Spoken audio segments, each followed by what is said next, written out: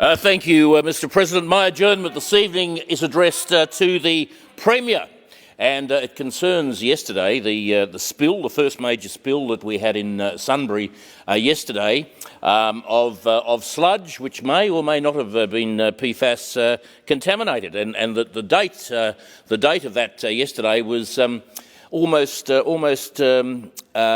more than a coincidence, because today we find out, when reading the Westgate Tunnel Project Agreement third amending deed, that the government has completely taken responsibility for any potential disaster away from itself and given it to a company called BSF.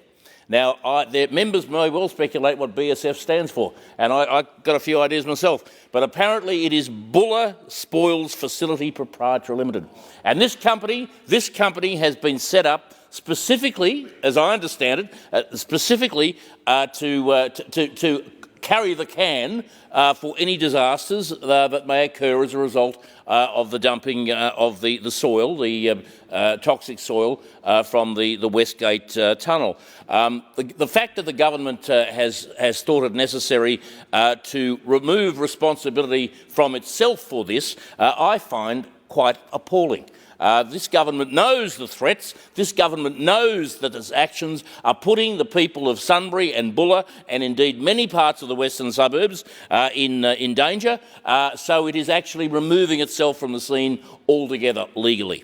I think that is appalling. It is well, it's an act of cowardice, really, and it's also an act of gross negligence on the part of a government that just specialises in negligence. I just am absolutely flummoxed to understand why a government, or this government, would feel the necessity to turn its back on the people of the northwest of Melbourne in particular, but in other parts of the west as well, where this soil will travel via trucks, spilling all over the place. Oh, I wouldn't go via Melton. No, that's a fair hike, but it certainly would come up the Tulla Freeway, and you know, potentially spilling that PFAS contaminated soil or sludge everywhere as it goes. So it's a major problem. It is a major problem, and it's putting